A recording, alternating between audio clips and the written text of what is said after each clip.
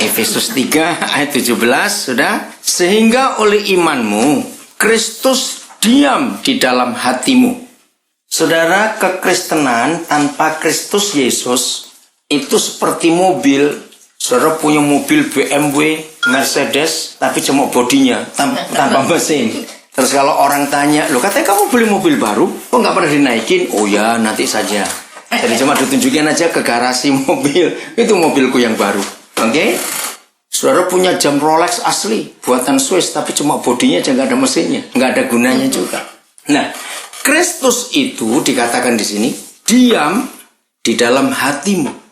Ya, Kristus itu bukan cuma hiasan dinding, setuju? Ya toh, Kristus diam di dalam hati kita. Kristus memang itu pangkat, itu yang diurapi, Mesias. Harus diam di dalam hati kita.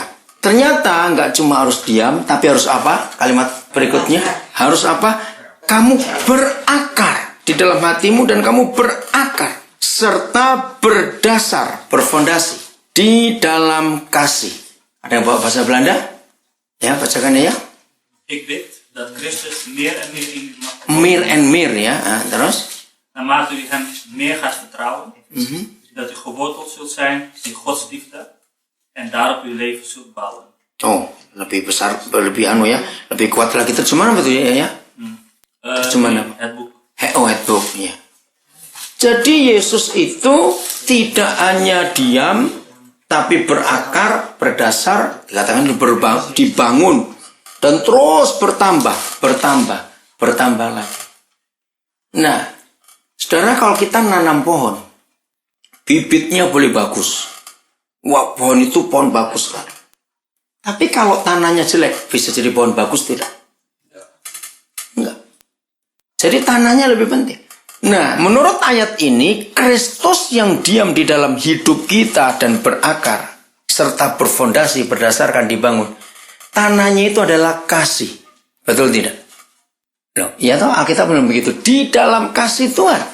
Nah, ini yang merupakan kekuatan dalam hidup iman Kristen kita. Yang membedakan kekristenan dengan agama-agama lain, justru kasih ini tadi. Karena hanya Tuhan Yesus yang mengajarkan kasih. Ada yang mengajarkan kebaikan, kita tahu ada agama yang baik. Tapi yang berbicara kasih cuma Tuhan Yesus. Amin. Nah, Kristus boleh hebat. Tapi kalau dia nggak diam dalam hati kita, dalam hidup kita, terus dia dibangun terus, berakar, ada kata berakar, maka nggak ada gunanya juga kekristenan kita. Kita boleh aktif ke gereja, kita boleh rajin sembahyang. Wah, kita boleh hafal ayat-ayat Alkitab. Tapi kalau kasih Kristus itu enggak bertumbuh di dalam kasih, karena tanahnya itu adalah kasih itu, maka semuanya sia-sia. Terima kasih kalau Yahya tadi milih pujian itu bicara soal kekuatan kasih Tuhan. Kita dikatakan berlindung, kita tenang jiwa kita, itu dalam kasih Bapa kita. Betul tidak? Seperti seorang anak, dia bisa hidup bukan cuma karena diberi makan oleh orang tuanya, tapi dikasihi, bukan? Anak yang cuma diberi makan saja nggak disayang, dia akan mati juga. Dia akan berontak, akan protes. Jadi kasih itu buat seorang manusia ketika dia bertumbuh dari dalam kandungan penting sekali. Maka itu kenapa kalau ada mama mengandung, tapi dia nggak suka anak itu pasti sakit-sakitan, pasti cacat.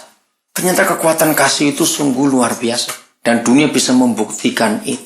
Saya tidak tahu berapa banyak saudara yang pernah dengar bagaimana walaupun baby di inkubator, tetap harus dipegang oleh mamanya tiap hari. Enggak cuma bisa bergantung pada alat-alat itu saja. Dia nggak akan panjang umur. Dia bisa membedakan tangan mama mana, tangan orang lain mana, dia bisa membedakan. Karena hubungan batin saat dalam kandungan itu. Nah, maka itu kasih ini, kekuatan segala-galanya. Seringkali gerejanya bicara khotbah tentang kasih, diskusi tentang kasih. Tapi hari ini kita mau belajar. Kasih itu nggak cuma didiskusikan, nggak cuma dikhotbahkan. Tapi harus. Nah, itu salah. Dipraktekkan, beda dengan dilakukan. Beda sekali. Kita bisa melakukan apa saja tanpa hati. Karena ada orang yang nyuruh. Ngerti maksudnya? Tapi kalau dipraktekkan, itu artinya kita betul-betul luar dalam melakukannya itu. Jadi dilakukan dan dipraktekkan itu beda. Karyawan, kerja bagus, kalau busnya ada di situ. Belum tentu kalau busnya ada, enggak ada, terus dia akan baik. Nah, betul? Jadi dia cuma melakukan tugas kalau pimpinannya ada. Kalau enggak ada bagaimana? Nah, kalau praktek nggak bisa. Sama seperti kita belajar, kita praktek. Dari apa yang kita sudah pelajari, kita praktekkan. Jadi kita betul-betul ada di pelajaran itu. Oke? Jadi kasih itu. Nah, terus ayat 18. Ini yang luar biasa, saudara. Aku berdoa supaya kamu bersama-sama dengan segala orang kudus dapat memahami betapa lebarnya dan panjangnya dan tingginya dan dalamnya kasih Kristus itu. Saudara, ternyata kasih itu nggak cuma diomongin, dikhotbahkan, dipelajari, didiskusikan, tapi juga nggak bisa dipraktekkan kalau nggak didoakan.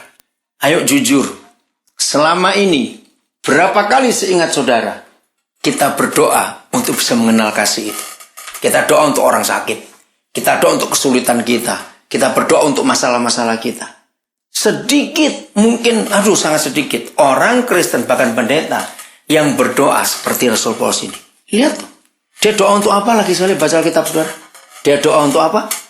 Ayo, iya, supaya apa? Iya, memahami, supaya kamu bersama-sama dengan segala orang kudus dapat memahami. Bahasa Belandanya apa memahami? Begrijpen? Fatan. Ya, terjemahnya beda-beda. Ya, ada apa? Yang headbook nggak ditulis apa? Coba bacakan. Dan zult u samen met alle gelovigen zien hoe breed, lang, hoog en diep de liefde van Christus is. Begrijpen, ya, oke. Nah, nanti kita akan lihat Paulus menggunakan 3 kata yang berbeda. Yang pertama memahami ini tadi. Betapa panjangnya, lebarnya, tingginya, dalamnya kasih itu. Nah, saudara, saya tanya, kalau sampai untuk orang Kristen bisa memahami kasih yang semodel ini, berarti kasih itu susah atau gampang untuk dipahami? Susah atau gampang untuk dipahami? Susah. Maka itu perlu didoakan. Ini nggak main-main, saudara. Saya harap hari ini setiap kita akan disadarkan betul oleh Roh Kudus.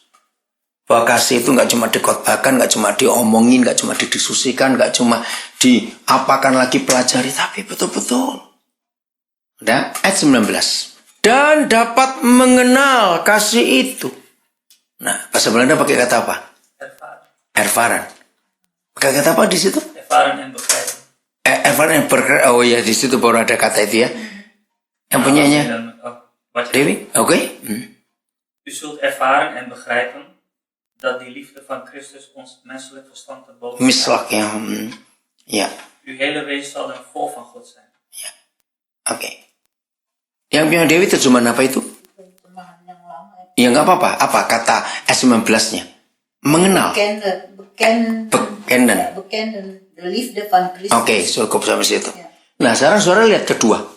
Yang pertama pakai kata memahami.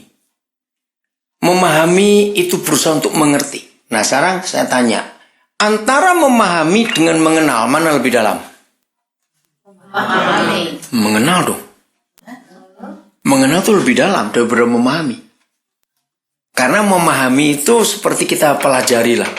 Tapi mengenal itu lebih dalam. Iya. Bahasa Belandanya perbedaannya ya. Ada toh? Nah, saudara, itu pun perlu didoakan. Karena ini barang yang sulit. Ayo jujur. Ya kenapa Bro Andri? Memahami is kennen. Kennen. Begrijpen itu. Nee, mengenal. Mengenal. Kennen. Kennen. Begrijpen. Ya, begrijpen dulu kalau lihat terjemahan apa staten vertaling. Kennen. Ik ken jou, weet je? Ik ken jou hele... Dat is toch... Iya, itu bukan memahami ya, kennen. Nee, kennen is... Mengenal lebih dalam toh? Lebih dalam. Iya, betul. Memahami, begrijpen. Begrijpen, cuma Iya. mengerti. Ya, mengerti saja. Itu bedanya. Nah, saudara, kasih itu sulit. Kira-kira ya atau tidak? Ya. Kasih itu sulit. Kenapa sulit? Karena sifat dasar kita manusia itu egois. Nah, kasih itu selalu berlawanan, bertentangan dengan keegoisan itu. Karena kalau kita bicara kasih, egoisnya harus hilang. Nah, tapi ini masalahnya. Kita sadar semua egois itu sulit untuk lepas dari hidup kita. Itu sifat dasar manusia. Maka itu Kristen kita nggak main-main. Ingat, Kristus tadi ayat 17-nya. Kristus itu harus bertumbuh berdasar, berakar di dalam kasih. Kita boleh sekolah teologi, kita boleh kenal Alkitab, belajar Alkitab, hafal ayat Alkitab. Tapi kalau nggak ada kasih itu nggak ada gunanya juga. Coba beri tanda Efesus 3, nanti saya kembali ke situ lagi ya. Kita lihat Yohanes 15. Yohanes pasal yang ke-15. Kita lihat ayat yang ke-9. Supaya kita betul mengenal kasih itu. Kita Yohanes 15 ayat 9. Seperti Bapa telah mengasihi aku. Mengasihi siapa? Bapa? Tuhan Yesus. Oke? Demikianlah juga aku telah mengasihi kamu. Terus mintanya apa? Ya, tinggallah di mana? Di dalam kasihku. Ya, itu. Tinggallah di dalam kasihku. Kalau saya tambahkan, yang itu. Saudara, ini rahasia yang luar biasa. Ternyata ada berapa model kasih Bapa? 15 ayat 9. Ya, saya ulangi, ternyata ada berapa model kasih Bapa? Saya tanya kepada saudara. Kasih Bapa di surga kepada orang-orang berdosa yang di luar kita belum selamatkan, dengan kasih Bapa kepada kita anak-anaknya itu beda atau tidak? Nah, betul, jelas beda. Sepertinya, ayo jujur, Bapa lebih mendengarkan mereka yang di luar kita atau lebih menuruti kita? Ya, kalau kita minta apa-apa, mana yang dia lakukan? Ya, kasih, kan kita semua setuju bahwa kasihnya kepada orang berdosa dengan kasih Bapa kepada kita itu beda. Nah, yang saya tanyakan, bedanya itu di mana? Artinya, Bapa di surga, atau gini, lebih sering siapa ngalami mujizat? Mereka di luar kita atau kita yang sudah jadi anaknya? Nah, itu dia. Maka itu kenapa kok ada KKR kesembuhan, lebih banyak sembuh pasti orang mereka, bukan kita. Nah, itu bedanya. Betul atau tidak? Sepertinya kalau kepada mereka, Papa itu gampang. Mereka minta apa dituruti, pada kita kok wah. Ya, mesti ini, mesti itu. Kenapa, saudara? Ini rahasia yang luar biasa. Bukan berarti Papa pilih kasih. Tidak. Justru itu kasih yang kita sulit untuk mengerti. Maka itu Rasul Paulus berdoa untuk kasih yang model seperti itu. Nah, setelah kita jadi anak-anaknya, kita itu maksa Papa memberikan kasih seperti kasihnya kepada orang-orang luar itu. Ini yang buat banyak kali orang Kristen jadi apa? Kecewa. Jadi kecewa. Karena kita harus ngerti yang dia inginkan. Seperti anak yang hilang ya. Iya. Ceritanya. Beda atau betul dengan kakaknya. Iya, kakaknya marah, betul. Oke, kita lanjutkan. Yuk, masih Yohanes 15. Seperti Bapa telah mengasihi aku, demikianlah juga aku telah mengasihi kamu. Oke, saya tanya kepada saudara. Waktu Tuhan Yesus disalibkan, itu mengerikan atau hal yang biasa? Ngeri sekali. Kalau kita pernah nonton filmnya The Passion of Christ, aduh, kayak begitu. Nah, saya tanya kepada saudara. Waktu seperti itu, Bapak mengasihi Tuhan Yesus atau tidak? Nah, puji Tuhan kalau saudara ngerti. Ini kasih yang beda. Justru kalau kita tahu kasih Bapa kepada Tuhan Yesus itu beda dengan kasihnya kepada orang-orang berdosa. Itu beda. Nah, kembali kalimat ini, kalimat terakhir. Tinggallah kamu di dalam kasihku yang itu. Yang mana? Ayo, yang mana? Kasih Bapa kepada Yesus yang membiarkan dia disalibkan. Ayo, amin atau aman? Ayo, amin atau aman? Ini berat. Betul nggak? Ini berat. Karena kita mau cari enaknya saja dalam hidup ini. Jelas sekali, seperti Bapa telah mengasihi aku. Bagaimana cara Bapa mengasihi Tuhan Yesus? Justru membiarkan dia menderita demi kita. Nah, jadi kalau saya pakai bahasa Indonesia, saya nggak tahu bahasa Belandanya. Jadi ada kasih yang itu, ada kasih yang ini, istilahnya kan gitu. kasih yang ini itu untuk orang-orang berdosa. Tapi kasih yang itu untuk Yesus mati buat orang berdosa. Belandanya ada beda nggak? Ada kata itu nggak? Coba lihat bahasa Belandanya. Bacakan ya, ayat 9. Vader van mij houdt, houd ik van jullie. Zorg dat je in mijn liefde blijft. In deze ya. Nah, dijelaskan kasih yang itu. Kasih yang membiarkan Yesus menderita. Saya nggak minta untuk dijawab. Kalau ada berani jawab ya dalam hati lah, supaya nggak ketahuan. Kira-kira sampai hari ini, ingat kita sudah di akhir tahun, saudara. Cepat bukan, beberapa hari lagi tahun ini lewat. Nah, kalau dihitung dari sejak kita percaya Yesus sampai di tahun ini, kita ini sudah jadi Kristen berapa lama? Terus pertanyaannya, kita masih pakai kasih yang mana? Dalam hidup dalam hati aja jawabnya. Atau apa berani nggak kita hari ini berkata, Tuhan, aku mau tinggal dalam kasih yang itu, sama seperti Bapa mengasihi Yesus. Ini yang menyebabkan kenapa banyak orang Kristen nggak bisa jadi saksi, nggak mau menderita. Ya tolong bacakan hari ini. Aduh, saya bersyukur pada Tuhan. Salah satu anak kami, dia lulus advokat, saudara. Dia Islam. Tolong. Bacakan yang kuatnya baru. Tadi dalam perjalanan ke sini, terus saya bilang, Bengwi, aduh, posisi Tuhan anak Islam. Oke, bacakan itu. Mahatma Bona. Ya, mana? Papa terima kasih. Ini saya berdoa ya setelah itu. Papa terima kasih sudah memberkati anak saya Bona. Sehingga hari ini dia sudah jadi seorang advokat. Mampukan dia menegakkan keadilan, sehingga dia bisa mewakili Tuhan dalam profesinya, supaya yang lemah dan tertindas dapat menikmati hak-hak mereka. Terima kasih Papa untuk Bona. Ya, saya itu aja. Islam dia.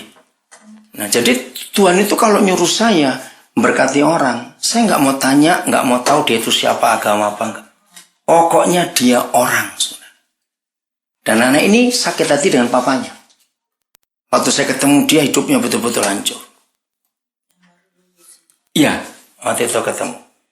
Nah, kalau saudara masih ingat, ada salah satu anak kami namanya Roni Talapesi yang pernah ikut juga ke KUK yang salah waktu itu ya. Oh iya. Ya. Kan dia sudah jadi advokat juga. Nah, anak ini kerja di situ. Gitu. Jadi sekarang dia gabung lagi dengan advokat ini. Saudara, kemarin November bulan lalu kami sama istri ke Israel. Itu ada 2 orang Hindu itu ikut. Mereka polisi dari Nabire. Nah, bagian turnya kaget. Ini ke Hindu kok ikut. Nah, kenapa mereka ikut? Karena selama tugas di Nabire sebagai polisi, dia ngurusin banyak hal. Nah, dia tuh heran. Dia tahu saya ini pendeta. Tapi saya suka nolong orang apa saja. Nah, suatu hari, ada orang Islam di pasar Nabire. Ya, dia orang Bugis. Nah, saya nggak tahu urusan apa dengan polisi ini. Terus, pokoknya gini-gini dah. Sekarang siapa jaminanmu? Polisi ini tanya. Papa saya. Siapa bapakmu? Daniel Alexander. Bus, dia pendeta. Kamu kan Islam. Loh iya, dia tuh bapak saya. Apa mau saya teleponkan? Dia bilang gitu. Dan itu nggak usah. Ternyata itu hari Jumat. Hari Minggu saya ingat betul itu tanggal 2 Oktober, saudara. Dia datang ke rumah saya. Istri saya yang nerima. Ada Pak Made kata gitu. Orang Bali. Oh ya, datang. Sore. Ya ngomong-ngomong, sampai dia tanya, kenal orang ini? Kenal, dia anak saya. Ya yang benar Pak. Oh iya. Jadi Pak Pendeta ini kalau nolong orang gak cuma yang Kristen. Enggak, siapa saja. Wah, dia tanya banyak cerita macam-macam. Terus dia bilang, saya tuh dari dulu pengen ke Israel. Saya tuh ingin lihat di mana tempat Yesus hidup. Loh, bulan depan kami berangkat. Tanggal berapa? Tanggal 13. Boleh gak ikut? Boleh aja, kenapa tidak? Langsung saya kontakkan travel di Jakarta, dia ikut. Ngajak adiknya berdua. Wah, selama di Israel dia dengar firman Tuhan terus. Nah, saudara, maka itu kasih yang mana kita hidupi sampai hari ini? Kasih yang mana? Tuhan Yesus ingin kita tinggal dalam kasih yang itu. In this life ya. Beda kasih yang lain. Maka itu apa saja yang kita buat, aplikasikan, larikan ke hal kasih ini. Oke, lanjut ke Efesus 3 tadi. Efesus pasal 3. Masih 19 ya. Jadi kita sudah ketemu 2 hal. Satu, memahami Begraven. Begrave ya. Yang kedua canon. Kenal. Lihat yang ketiga ini. Ayat 19-nya. Aku berdoa supaya kamu dipenuhi di dalam seluruh kepenuhan Tuhan atau kepenuhan kasih itu. Saya bersyukur pada Roh Kudus dengan pewahyuan yang luar biasa ini. Maaf, saya cuma ngomong, tapi biar ini kemuliaan bagi Tuhan. Saudara ketemu macam-macam pendeta, bukan? Kalau kita pakai bingung bawa macam-macam pendeta juga. Itu mungkin saudara, kalau ada yang bertanya lagi, kenapa dalam berapa hal saya itu beda dengan banyak pendeta yang lain? Nah, saya ini kalau terima pewahyuan ya dari Roh Kudus, saya betul-betul berusaha untuk melakukan. Dan itu kekuatan yang luar biasa. Ketika dia ngajar saya, ini tahun 80-an yang lalu, saudara. Kenapa Paulus menggunakan 3 kata ini? Memahami, mengenal, dipenuhi. Bahasa Belandanya pakai kata apa? Vervuld. Ya, vervuld. Ya, saudara lihat kenapa dia pakai 3 kata yang berbeda ini. Apalagi itu dipenuhi. Saya bingung. Ya, seperti saudara tahu cara saya ngomong dengan Papa di surga, saya akrab sekali. Saya nggak punya formalitas dengan dia. Sama sekali. Ada seorang anak sekarang dia hebat sekali. Ketemu di Sydney. Dia waktu itu nggak pernah mau ke gereja. Cuma temannya ngajak makan. Tapi dia harus ke gereja dulu, temannya dia ikut. Nah, saudara, saya belum khotbah. Saya baru berdoa. Ini anak bisa menangis dan berteriak. Wah, sampai kaget. Nah, seperti saudara tahu cara saya doa. Akhirnya khotbah jadi terputus sebentar. Saya mesti datangi anak itu karena meronta dia teriak. Nah, terus dia saksi. Saya belum pernah dengar orang berdoa bisa seakrab itu dengan Tuhan. Nah, dia itu dari kecil nggak punya papa. Ketika saya manggil dia papa, wah dia dijamah Tuhan tapi sambil marah. Sampai waktu dia punya pacar, dia mau melamar, saya melamar. Ke daerah Sukabumi di kampung lagi. Lulus dia dari Sydney, sekarang dia jadi orang penting di satu perusahaan di Jepang. Dia dipulihkan Tuhan.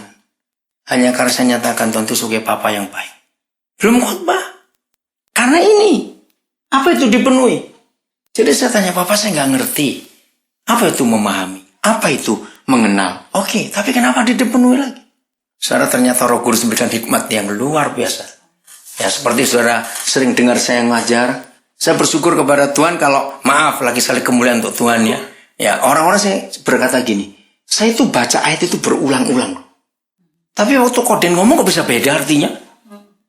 Nah, saya bersyukur untuk pengakuan itu. Kenapa? Ini rahasianya bukan karena saya sekolah teologi. Saya nggak pernah malah sekolah teologi. Malah saya kalau ketemu orang-orang urusan teologi, wah malah bingung dia ngomongnya. Karena terlalu tinggi.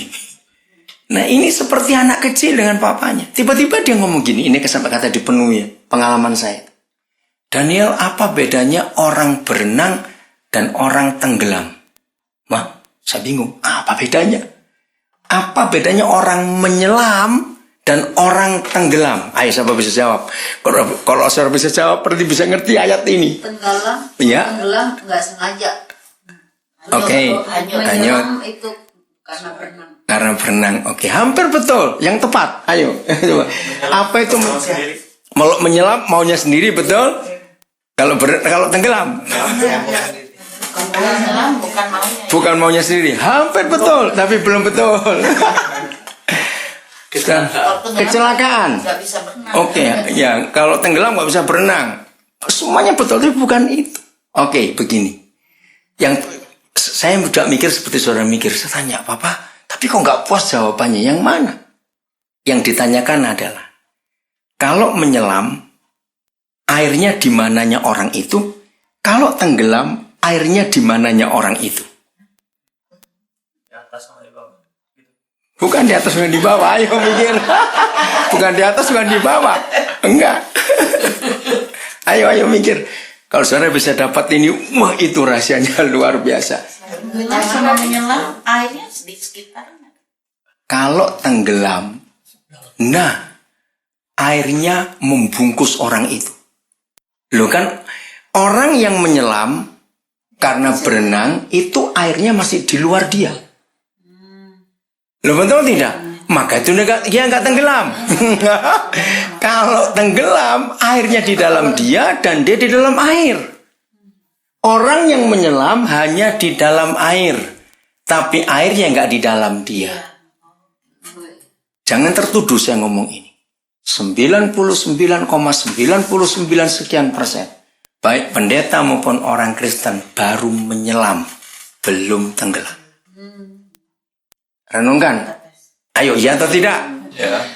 Kenapa kok iya? 99,99% saya berani ngomong. Loh serius saudara? Karena selama kita masih menyelam di dalam kasih, kasih tidak pernah menguasai kita. Kasih hanya jadi bahan pembicaraan. Kalau orang yang tenggelam, berarti kasih ada di dalam orang itu. Dia mati. Dia mati. Mati dan dibawa oleh air itu.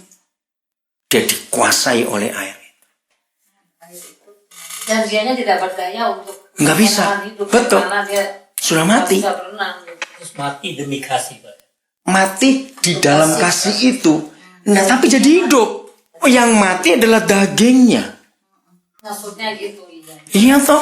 Saudara, ini rahasia yang luar biasa. Dan airnya itu air kehidupan. Air kehidupan. Tuhan Yesus. Saya kaget tuh dia ngomong itu. Maka itu kenapa Paulus pakai 3 hal. Memahami, mengenal, dan gak cukup cuma mengenal. Kamu harus mati. Supaya air itu membungkus kamu. Betul gak? Nah jadi, maaf, lagi sekali jangan saudara tersinggung atau tertuduh, tapi kita harus berubah. Banyak orang Kristen, aktivis, pendeta, pelayan Tuhan apa saja, hanya berenang dalam hadirat Tuhan. Berenang di dalam kasih itu. Kalau bosan, ya keluar lagi dong. Iya benar. Kalau Iya toh. kamu berenang, Keluar lagi ngapain di situ? Ditunggu, berenang lagi, nyelam lagi. Tapi kalau tenggelam, saya nggak keluar-keluar lagi. Mati dia. Ini yang membedakan, saudara. Maka itu kenapa saya sering berkata, dan banyak orang yang nggak suka kalau orang pelit. Saya selalu ngomongin orang pelit, orang pelit. Kenapa? Kalau orang itu sudah dipenuhi di dalam kasih, dia nggak akan bisa pelit lagi. Oh, cuma satu yang ngapain? Nggak akan bisa pelit lagi. Kasih itu merubah cara dia hidup. Artinya lain orang yang tenggelam, dia nggak perlu oksigen yang dari udara. Dia hanya hidup karena oksigen dari air. Nah ini yang Tuhan mau dalam hidup kita. Ayo kita tinggalkan tahun ini masuk tahun yang baru dan konsep yang benar. Amin. Ayo kita mulai belajar. Jangan cuma hanya mengerti, memahami kasih itu. Jangan cuma mengenal kasih itu. Tapi ayo. Nah latihannya gampang. Mau tahu nggak? Kalau saudara cuma tahu nggak mau melakukan, lebih baik ngomong nggak usah tahu. Ayo. Mau tahu dan melakukan atau tidak? Oke. Siap disakiti orang atau tidak? Siap disakitin orang atau tidak? Siap difitnah orang atau tidak? Siap dirugikan orang atau tidak? Siap ditipu orang atau tidak? Ayo, kok Kemudian misalnya bilang, ya saya siap, berarti kalau disakitin diem aja ya, nggak usah ngomong. nikmati, terima saja. Duh, ayo jujur. Atau nggak usah ngomong, nggak usah apa, biarin aja gitu. Iya, tapi tetap baik dengan orangnya loh. Iya. Oh ya, bukan diem terus. Biar mati. Ini Iya, diajari maksudnya. sama konsep tantang. Setannya ya, kita tantang setannya. Misalnya ada orang yang langganan, Sakit lagi. iya. Misalnya ada orang yang langganan nyakitin kita. Kok sudah 3 bulan dia diem-diem ya? Tegur. Bukan, minta Tuhan suruh dia lagi dong. Tantang setan suruh dia nyakitin aku lagi. Aku tetap akan baik pada dia. Itu setannya yang KO. Benar, itu caranya, saudara. Maka itu jangan pernah doa untuk Tuhan, buatlah aku sabar Tuhan. Tuhan, biar aku bisa ngampuni orang itu. Itu doa nggak didengar Tuhan. Karena itu, iya, itu dari kemauan kita sendiri. Harusnya bertindak sendiri ya, Kolen. Kenapa? Bertindak sendiri. Iya. Pokoknya mau aja gitu. Mau. Dan tetap harus baik pada orang itu. Tetap harus baik. Enggak susah. Harus, saudara. bisa tenggelam dulu. Iya. Nah, itulah kasih itu tadi. Kita perlu kekuatan dari Tuhan. No, Untuk kalau itu. kasih itu sudah di dalam kita, itulah kekuatannya, gak usah minta lagi. Jadi masalahnya kita belum dipenuhi dengan kasih itu. Maka itu kenapa Rasul Paulus mendoakan gereja. Supaya kamu dipenuhi dalam kepenuhan itu. Sampai kamu, kasih yang sulit difahami. Lebarnya, dalamnya, tingginya, panjangnya. Ayo, mau lanjut atau tidak jadi Kristen? Atau sampai di sini saja? Karena Papa mau kita ke situ. Ingat, kita sudah kenal Yohanes 15 ayat 9 tadi toh. Tinggal dalam kasihku yang itu.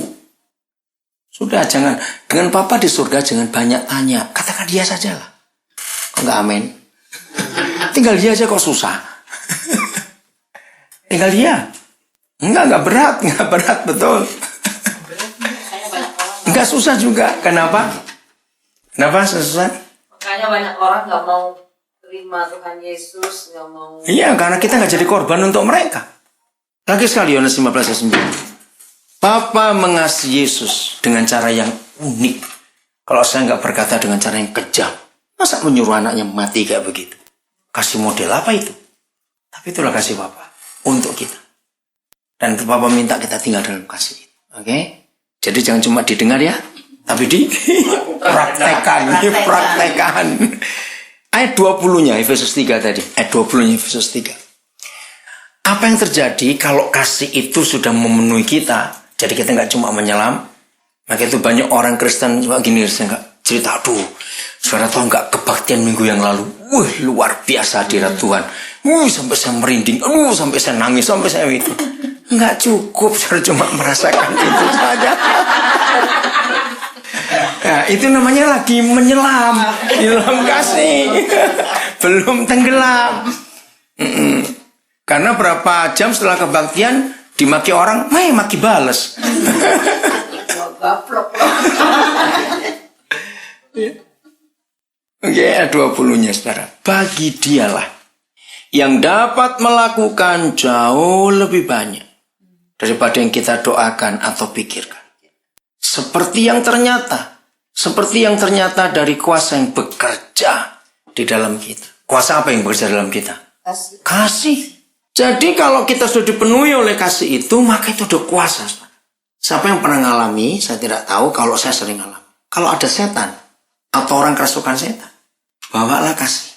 Setannya pasti pergi, gak usah ditengking. Kenapa? Karena kasih itu kudus. Kasih itu terang. Setan gak tahan dengan dua hal itu. Coba saudara ngalami, kalau ada orang kerasukan setan, gak usah ditengking. Bawa dengan kasih saja. Berubah. Ya kita belas kasihan pada orang itu. Gak ada kemarahan, gak ada dendam, gak ada benci. Maka itu dalam beberapa pengalaman ya, ini tolong. Kalau ada istri disakiti suaminya, nyeleweng dengan perempuan lain, jaga istri itu jangan sakit hati. Kalau dia nggak sakit hati, walaupun itu berat memang bukan, maka nggak lama pasti putus. Karena setan nggak tahan. Itu kalau suami pulang, tetap dikasih, hancur dia. Nah, setan maunya si istri sakit hati terus. Kan itu bukan tujuannya. Nah, itu contoh kecil. Kasih itu betul-betul luar biasa. Ada terang dan ada kesucian. Setan nggak tahan. Maka itu kasih itu kuasa yang luar biasa. Nah, seringkali kita beranggapan, harus punya kuasa seperti ini, kuasa itu enggak, sudah kasih. Saya ngalami berkali-kali itu. Kalau saudara masih ingat dari gereja Katolik ada doa Fransiskus dari Asisi, kan doanya kebalikan. Kalau ada kebencian, aku datang dengan kasih. Ya betul. Kalau ada dendam, aku datang dengan pengampunan. Selalu kebalikannya begitu. Nah, apa yang terjadi dengan kuasa kasih itu? Kembali ayat 20 ya. Bagi dialah yang dapat melakukan jauh lebih banyak daripada yang kita doakan atau kita pikirkan. Artinya begini. Kalau doa-doa kita itu bisa diukur pakai ukuran jarak atau ukuran panjang. Misalnya doa-doa kita itu panjangnya 200 meter. Misalnya. Tapi kalau kita hidup dalam kuasa kasih. Dan kita dipenuhi tadi itu. Maka Papa bisa bekerja 200 kilometer. Itu artinya 20. Maka itu akan beda saudara. Kalau kita sudah dipenuhi dalam kasih, doa kita nggak pernah bertele-tele, nggak pernah panjang-panjang. Coba anak-anak kita, kalau mereka omongin dengan kita nggak perlu panjang-panjang, kita langsung tahu kok apa yang dia inginkan. Nah seperti itu Papa di surga. Kalau kita hidup betul-betul dalam tenggelam di dalam kasih itu, Dia tahu betul. Maka itu kita nggak takut menghadapi hidup ini. Ke depan pun kita bisa melihatnya jauh sekali. Karena kasih itu bisa melihat jauh sekali ke depan sana. Oke, saya berhenti dulu. Ada yang mau tanya? Jangan pernah berkata, aduh firman Tuhan sulit. Enggak, saudara. Papa itu selalu mengukur dulu apa yang dia katakan sebelum kita lakukan. Nggak ada yang sulit. Ada yang mau bertanya? Kenapa susah? Enggak. Ya, ini perlu diulang-ulang untuk direnungkan. Ini kasih yang luar biasa.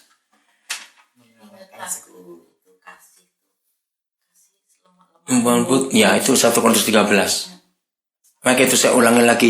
Kasih jangan cuma dikhotbahkan, didengarkan, diucapkan, dipelajari. Tapi praktekkan. Susah itu, Pak. Enggak loh. Enggak.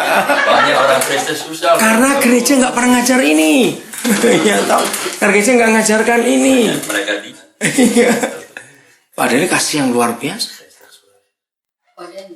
Kalau orang berdoa bertanya, dia masih dalam menyelam dong dia. Iya. Karena masih nggak yakin. Dia seperti anak kita kalau nggak yakin dengan kita ngomongnya panjang-panjang, ulang lagi. Itu mungkin karena orangnya nggak bisa ya kalau doa yang senang kadang dengar doa yang bagus gitu ya. Emang orangnya nggak bertele-tele, jadi doanya maksudnya tuh bukannya. Iya, tapi itu karena pengalaman. Iya, karena pengalaman dengan Papa di surga.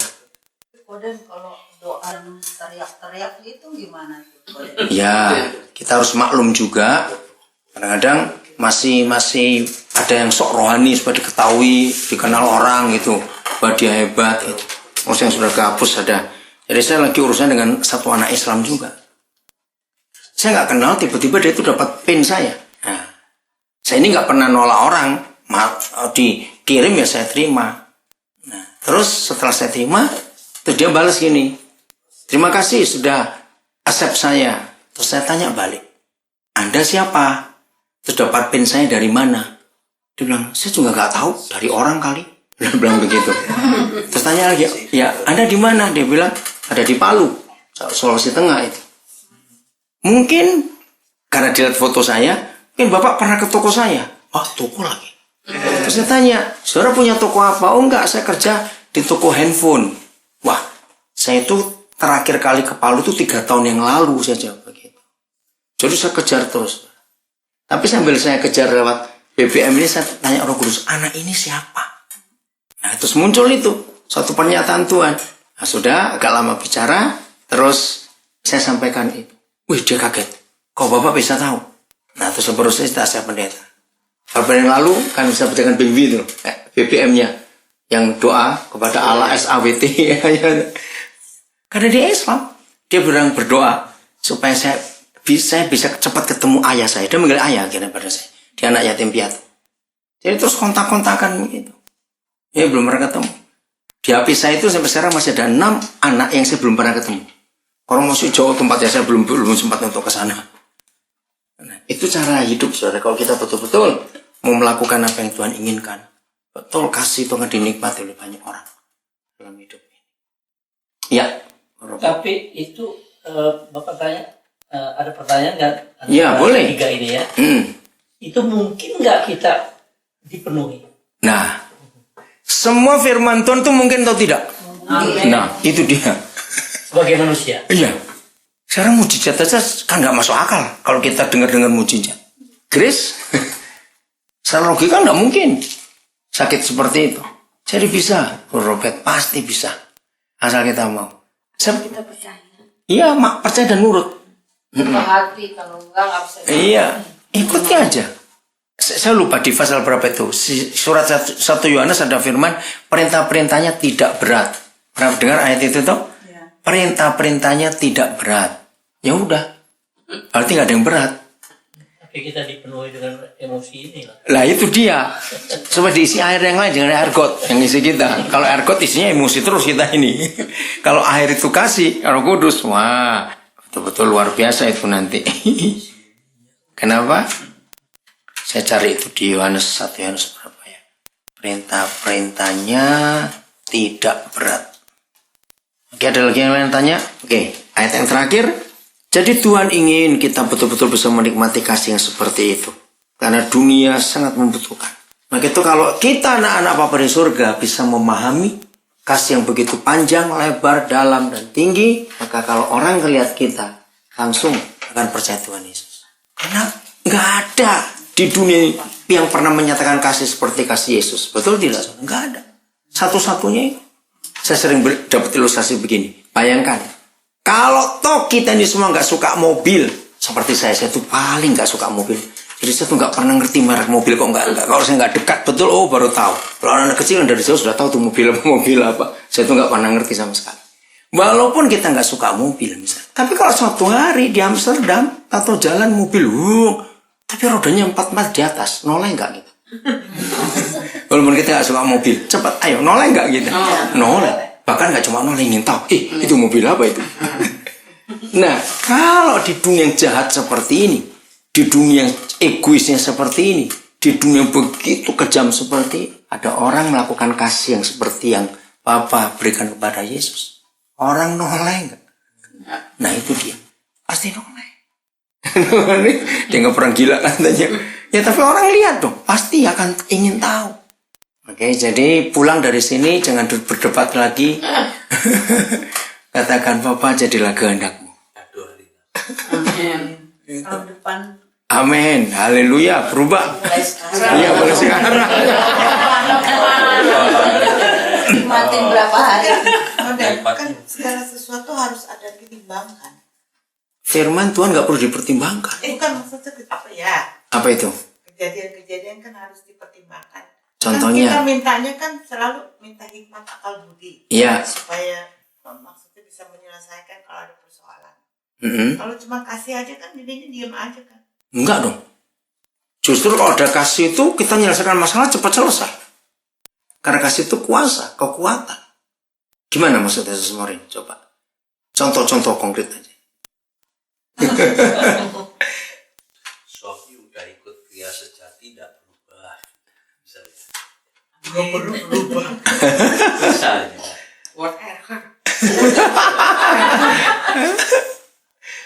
Enggak mungkin kita jadi pesimis. Terus nyerah. Enggak. Malah semangat kita untuk ngadepi masalah. Dan enggak pernah takut. Kalau ada kasih itu. Iya diundang. Maksudnya Moren mungkin dipertimbangkan dengan perbuatannya, apa yang dia pernah lakukan ke kamu, atau Iya kan segala persoalan kan bisa orang. ada emosi. Iya. Ya, sekarang kita tahan emosi. Jadi mesti pakai kasih. Bukan tahan. Kalau tahan itu berarti kita masih menyala-nyala di dalam itu, gemuruh terus.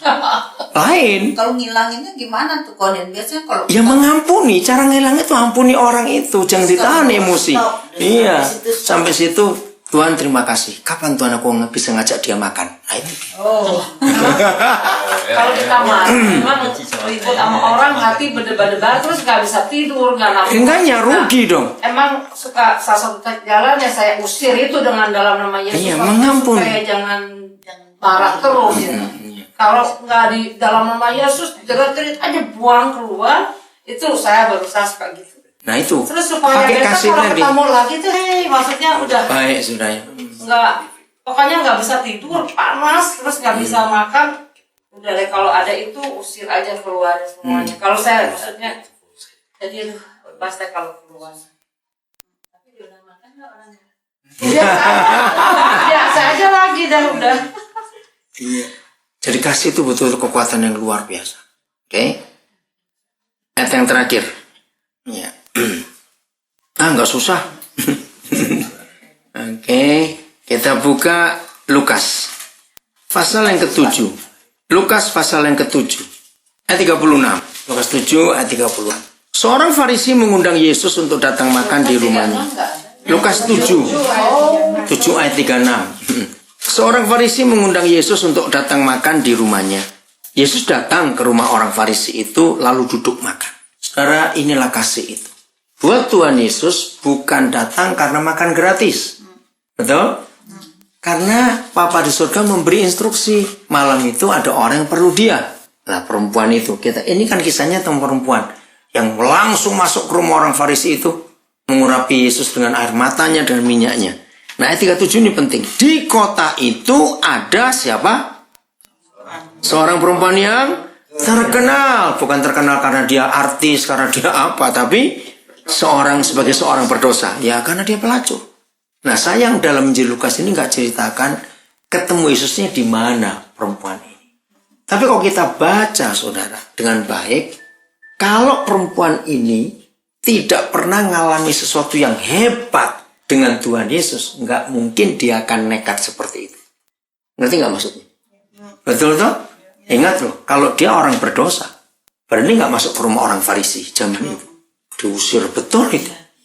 Suruh keluar. Jadi saya bisa bayangkan sebelum dia masuk, dia mundar-mandir di depan rumah itu.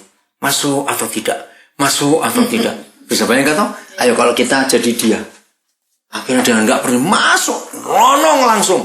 Nggak permisi, nggak apa. Maka itu Simonnya begini. Mana? Sambil menangis. Ayat 39. Ketika orang Farisi yang mengundang Yesus melihat hal itu, ia berkata dalam hatinya. Dalam hati loh ini. Jika ia ini nabi, tentu ia tahu siapakah dan orang apakah perempuan yang menjamahnya ini. Bisa bayangkan sambil mencibir sinis gitu tuh. Orang sok rohani ini. Tentu ia tahu bahwa perempuan itu adalah seorang berdosa. Jadi dia nggak berani ngusir karena langsung datang ke Yesus kok. Nah, saya percaya perempuan ini adalah perempuan yang dikisahkan Yohanes pasal yang ke-8. Yohanes 8 ada kisah, dikatakan imam-imam pagi-pagi nangkap perempuan ini berzina. Masih ingat itu? Terus dibawa kepada Yesus. Lalu mereka berkata, menurut hukum Musa, orang kayak begini dilempari batu sampai mati. Menurut kamu bagaimana? Itu kan jebakan, betul, jebakan mati itu. Dibilang lempari dia dengan batu. Salah juga, katanya kamu datang bawa kasih. Kok bunuh orang ini? Kalau dia berkata, lepaskan dia. Oi, kamu orang berzina juga berarti. Masih ingat? Nah, saya sekarang bayangkan kalau kita adalah perempuan itu. Satu komando saja, lempar, habis sih. Ayo, apa nggak gemetar pagi itu? Nah, begitu nggak ada lagi yang ngelempari. Tinggal dia dengan Yesus saja. Kan masih syok. Belum sempat ngomong apa-apa, Yesus sudah pergi. Dia masih gemetar di situ. Nah, rupanya sejak hari itu dia cari di mana orang itu. Dia mau berterima kasih. Karena dosanya yang begitu besar diampuni, bahkan dia nggak jadi mati. Nah, maka itu Yesus kan memberikan perumpamaan. Lalu Yesus berkata 40 kepadanya. Simon, ada yang aku katakan kepadamu. Saud Simon, katakanlah guru. Ya, ini hal yang luar biasa. Ada 2 orang yang berutang kepada seorang pelepas uang, rentenir itu. Yang seorang berutang, bilang aja 5 juta euro. Yang lain lagi cuma 50 euro. Karena mereka tidak sanggup membayar, maka ia menghapuskan hutang kedua orang itu. Siapa di antara mereka yang akan terlebih mengasihi dia? Yang 5 juta atau 50? Jelas yang 5 juta dong. Dibebaskan. Iya toh? Nah, lihat ini. Jawab Simon, aku kira dia yang paling banyak dihapuskan hutangnya. Kata Yesus kepadanya, betul pendapatmu itu. Nah, saudara, ini psikologis. Lihat ayat 44. Dan sambil berpaling kepada siapa? Tapi Yesus ngomongnya kepada? Ayo, enak nggak diajak orang ngomong seperti ini? Loh, ngerti nggak? Kan dibelakangin. Ngomongnya kepada si A, tapi ngeliatnya kepada si B. Ini cara Yesus nemplak orang luar biasa. Terus dikatakan, betul pendapatmu itu. Sambil berpaling kepada perempuan itu, ia berkata kepada Simon, engkau lihat perempuan ini? Aku masuk ke rumahmu, namun engkau tidak memberikan aku air untuk membasuh kakiku. Ingat peristiwa perjamuan kawin di Kana? Jadi gini, rumah orang Israel zaman dulu, itu di pintu rumah ada tempayan berisi air. Jalan nggak beraspal zaman dulu. Dan itu tanah pasir, debu. Jadi kalau ada tamu mau masuk rumah, itu aturannya cuci kaki dulu di depan pintu supaya debunya nggak masuk ke rumah.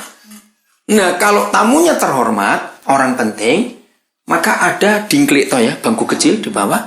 Itu kaki tamu itu naik, lalu yang punya rumah tunduk untuk membersihkan kakinya. Maka itu Yesus berkata, aku datang kamu nggak nyuci kakiku, tapi perempuan ini nyuci dengan air matanya. Nah, terus engkau tidak meminyaki kepalaku dengan minyak, tapi dia meminyaki kakiku dengan minyak wangi. Dan selalu ada minyak zaitun karena panas. Biasanya kalau sudah panas terus pakai ya kalau kita body lotion gitu lah. Supaya menghilangkan teriknya matahari itu harus ada minyak zaitun di rumah orang-orang itu. Sebab itu aku berkata kepadamu, dosanya yang banyak itu telah diampuni, sebab ia telah banyak berbuat kasih. Tetapi orang yang sedikit diampuni, sedikit juga ia berbuat kasih. Jadi begini saudara, kalau ada di antara kita merasa, aku ini orang benar kok. Dari opa omaku dulu tuh orang baik. Papi mamiku juga orang baik. Maka aku juga cucunya orang baik. Ini sombong betul. Aku nggak pernah jahatin orang. Orang utang aja aku nggak tagih. Wih, hebat. Misalnya, saudara, siapa yang merasa dosanya sedikit, seseorang itu nggak bisa tenggelam di dalam kasih. Betul tidak? Dosa sedikit maupun banyak tetap neraka hukumannya. Jadi kita berterima kasih kepada Bapa. Nggak perlu tunggu dosa banyak dulu. Amin. Karena dosa kecil atau besar tetap masuk neraka. Maka itu jujur dalam hati. Berapa utang kita kepada Tuhan? Dalam hati aja. Dalam hati. Kalau kita ngaku banyak, apa buktinya? Kenapa perempuan ini berani membuang minyak yang semahal itu loh? Kenapa minyak yang mahal sekali itu? Kenapa? Karena dia ingin membalas kebaikan Tuhan yang tak terbalas. Jadi untuk kita bisa tenggelam di dalam kasih itu, cuma perlu sadar satu hal. Aku ini orang jahat. Aku ini nggak layak. Amin. Maka itu kalau ada orang jahatin kita berkata, aduh nggak sebanding dengan jahatku kepada Tuhan. Yang kamu buat cuma kecil. Wah, mulai sudah. Oke, jelas saudara? Renungkan itu semuanya. Amin. Kita nggak boleh cuma menyelam, tapi harus tenggelam dalam kasih itu. Jadi kita nggak cuma di dalam air, tapi air dalam kita juga. Ayo kita praktekkan kasih itu. Tuhan memberkati kita semua. Efesus 3 ayat 17 sudah. Sehingga oleh imanmu Kristus diam di dalam hatimu. Saudara, kekristenan tanpa Kristus Yesus itu seperti mobil. Saudara punya mobil BMW, Mercedes, tapi cuma bodinya tanpa mesin. Terus kalau orang tanya, loh katanya kamu beli mobil baru, kok nggak pernah dinaikin? Oh ya, nanti saja. Jadi cuma ditunjukin aja ke garasi mobil. Itu mobilku yang baru. Oke? Saudara punya jam Rolex asli, buatan Swiss, tapi cuma bodinya aja nggak ada mesinnya, nggak ada gunanya juga. Nah, Kristus itu dikatakan di sini diam di dalam hatimu. Ya, Kristus itu bukan cuma hiasan dinding, setuju? Ya toh, Kristus diam di dalam hati kita.